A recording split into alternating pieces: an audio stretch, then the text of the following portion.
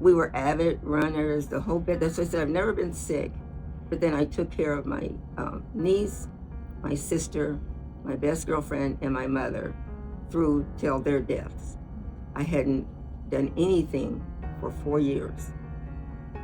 Then my kids go, Mom, you need to go get checked out. And I go get checked out, and ultimately it ends up being cancer. So the pain I watched them go through, I've now experienced. I wished in the beginning, when I first got that diagnosis, I had come here. So I would have been able to talk or learn more before I started going through everything. And that's basically week to week.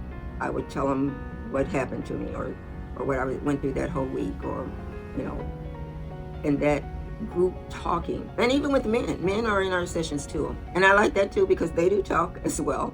And now we all can even laugh about it, about having cancer and still having the effects from chemo, or, not having any hair and the whole bit. And I thought, when I first came over here, I wasn't laughing about nothing.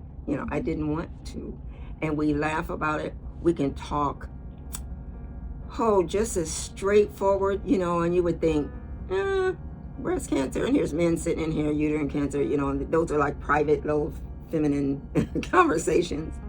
But it doesn't matter, because we're like all one group. We just really are. And I came here with a hope, but then I walked in here mad, and it wasn't until I listened to them talk is when I thought, oh my Lord, they've gone through similar things. And at that time, there was not one person in there that had the same diagnosis. I know you waited a while to come. How long did you wait? I literally waited 10 months, almost a year maybe, before deciding, but I couldn't drive. I don't even know if I told that part. I couldn't drive. I stayed like a baby is in a womb. I just isolated. I had to wear this fall wristband the whole time.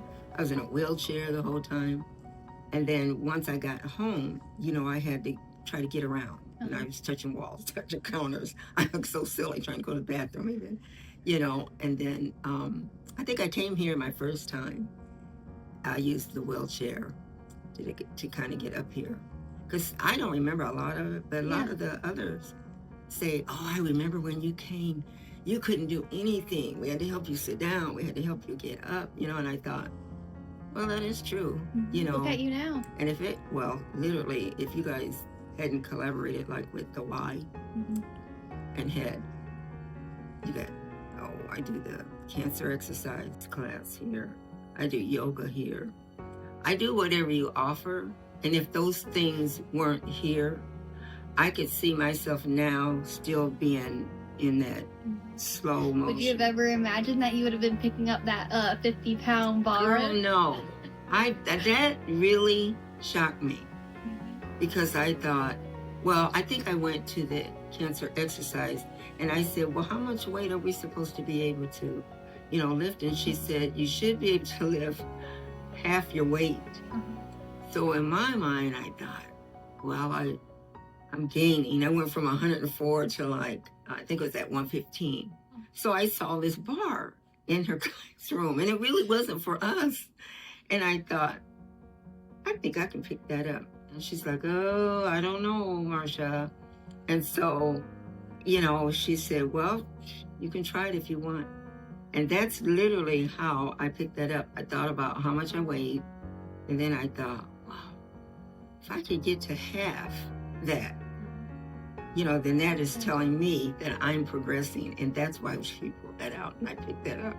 You felt empowered, probably. I did. I guess I use all of it. We have fun nights where, I may learn to paint or to draw.